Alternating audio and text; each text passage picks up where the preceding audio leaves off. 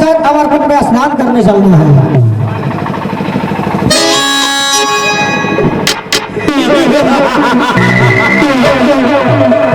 हरामजादी नागिन, ये साधारण लड़की नहीं है, ये वही लड़की है जो प्रयागराज कुंभ के मेले में माला बेच रही थी। यही है वो लड़की, इसका नाम मोनालिसा है। ये साधारण लड़की नहीं, ये इच्छाधारी नागिन है। हरामजादे, तू अपने नाक को फेर रही है। तेरा नाक मेरे पिटारी में बंद है, तेरा नाक मेरे पिटारी में बंद है। अब जब तक उसकी मणि नहीं निकाल लेता, तब तक तेरे नाक को तेरे हवाले नहीं करूंगा। छोड़ दे मेरे नागराज को, तेरे नागराज को हरगिज नहीं छोड़ूंगा। अब देख तेरा नाक अब कैसे तेरे सामने आता है, और तेरे सामने आने के बाद वो मेरे कब्जे में है। उसको अभी बाहर निकालता हूँ।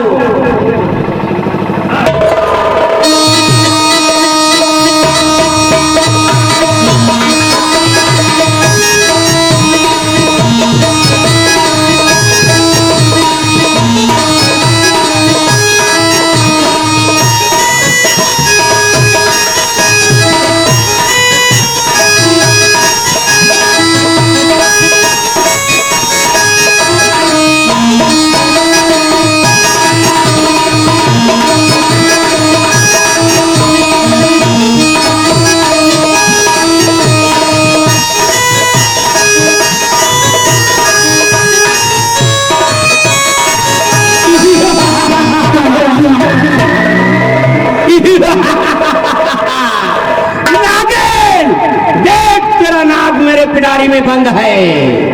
जब अब ये नाग और नागिन कैसे चुम्मा प्यार करती हैं। चुम्मा प्यार की तो बात छोड़ो, ये नाग नागिन आज इसी मंच पे कैसे सुहाग रात मनाते हैं। तो भाइयों, अगर नाग नागिन चुम्मा प्यार करने लगे तो एक बार जोर से ताली बजा देना, क्योंकि हमारे नागराज के शरीर में ऊर्जा बह जाए।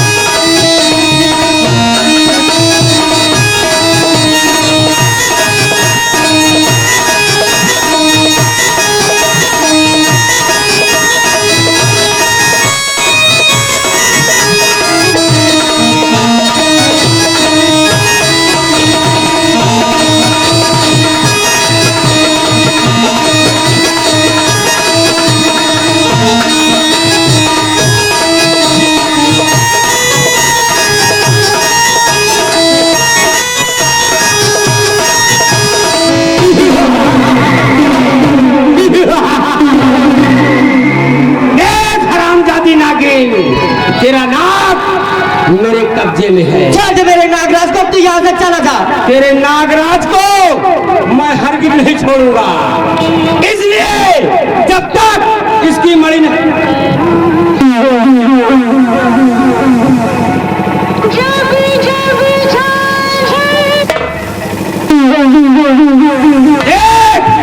तू मेरा पीछा छोड़ेगी या नहीं? मैं तुम्हारा पीछा नहीं छोड़ूंगी। यहाँ से जाएगी कि नहीं? मैं नहीं जाऊंगी। हरामजादी नागिन तू मुही, अब यही नाग ये जाएगा प्रधान जी के गले में, शंकर जी का माला बनकर लपटेगा।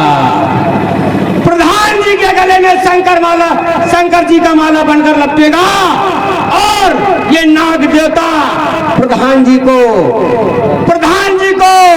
ताउम्र के लिए, प्रधानी के लिए आशीर्वाद देगा। अब जा रहा है और सभी आप लोग बैठे रहो, सबको ये नाग देवता दर्शन देगा, सबको नाग देवता दर्शन देगा।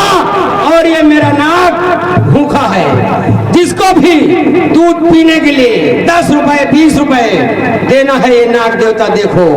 जाओ नाग देवता प्रधान जी के गले में जाइए, प्रधान जी गले में तुम्हारे आ रहा है, दूध पीने के लिए लेके आओ। चल नाग देवता। क्या? कल तेरी मणि मैं निकालूंगा। निकालोगे? तेरी मणि निकालूंगा और प्रधान को दूंगा, उनके घर में जमा कर दूंगा। ये आ गए हमारे राजकमल आ गए। हाँ। तुम्हारे लिए 20 रुपया दे। हाँ। मगर गाना कोई अपने मुखार से हमारे राजकमल के प्रधान जी के लिए क्या कहना है?